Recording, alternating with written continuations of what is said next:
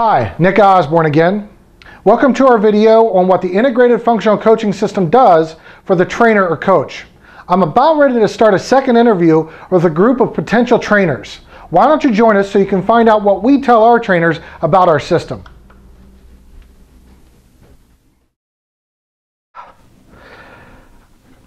Thanks for coming in for your second interview.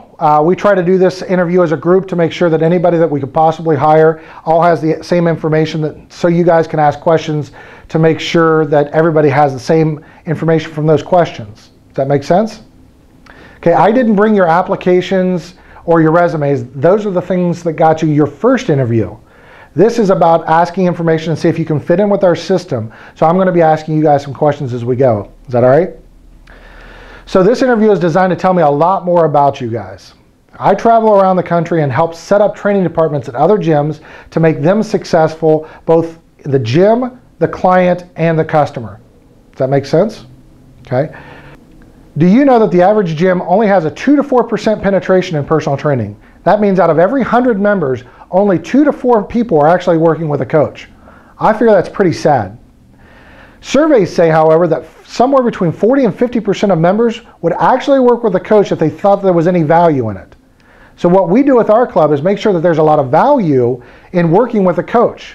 Our goal is to get somewhere between 25 and 33% of the members working with a coach on a regular basis. We want this for the viability of the company, for the coach, and for the client. Because we feel if you're really working with an effective coach, the client is going to get some good results. Does that make sense to you guys? Do you guys agree with that? Okay, good. To get a penetration of somewhere between 25 and 30% of our members into training, we have to give a lot more than what we're currently giving in the industry to our clients. And they should get that because they're paying extra for it.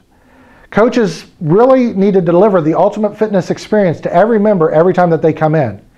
We call our trainers coaches because we do a lot more than work with just exercise. We really work with some life coaching and some other things that really make a big difference to our clients. If you guys are delivering the same old exercises that they normally could see and normally do or download from the internet or anything else, then they don't find value in what you do. So do you guys agree that we need to give more than what we're currently giving? Okay, great. The reason why members don't invest in training is, do you realize that 93% of trainers are either downloading stuff they find from the internet, copying workouts they find in magazines, having them do their own workouts. So if I'm a bodybuilder, all my clients are doing bodybuilder workouts, or just making up workouts as they go along. That's really not cutting it, and that's really not giving the client what they're paying for. And that's one of the things that I'm really in the industry trying to change, is making sure that we deliver more to the client, we give them a better product. So how many of you have been trainers at other gyms? 3 of you, okay. Does some of that sound familiar, either you guys or trainers that you've worked with? Okay. So the other thing that I want to ask is, how many of you guys have done that? Remember, you have to be honest here. Okay, all 3 of you guys. That's fine, because it takes a lot to be an effective trainer. It takes a lot of time. So out of you 3, how many of you have 15 clients or more?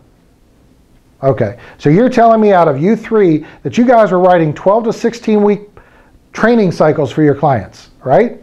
Okay, so if you guys all had 15 clients, and some of you guys probably had more, but we'll say at least 15, right? That means that if you had 15 clients, most of them training twice a week, okay? That means you had 30 sessions a week that you had to write workouts for. Okay, if you did your average training cycle somewhere between 12 and 16 weeks, so we'll round it to 14 weeks. Does that sound fair to you guys?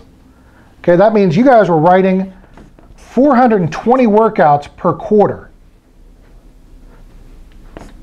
4 quarters in a year, everybody can do the math in their head. 1,680 workouts per year. Okay, 20 minutes per workout. Does that sound to design a workout from beginning to end? Okay, that means if you multiplied that by 20 minutes, you were having 560 hours a year worth of workouts that you were designing. Sound like a lot? How many of you guys really were writing 560 hours worth of workouts a year last year? No? They probably weren't quality workouts if you were doing that. So this means it translates into about 11 and a half, 12 hours a week that you were devoting to writing workouts. And that's only if you had 15 clients. My job and our job for our company is to actually get that doubled. So you would have to write over 1,000 hours worth of programs a year. That's 20 hours a week that you're not getting paid for. Does everyone understand you don't get paid to write workouts? That's the reason why most people in the industry don't. They'll download it because it's easier. They'll make it up as they go along because 1,000 hours a year, that's 20 hours a week that you're not getting paid for. What if I could help you add 20 hours back into your week or give you quality workouts that made sense to your clients? That's what I'm here for. So we want to give you those 20 hours back into your week so you can do more marketing or more sales, get more clients, or just take 20 hours to your own personal time. Does that sound good to everybody as a plan?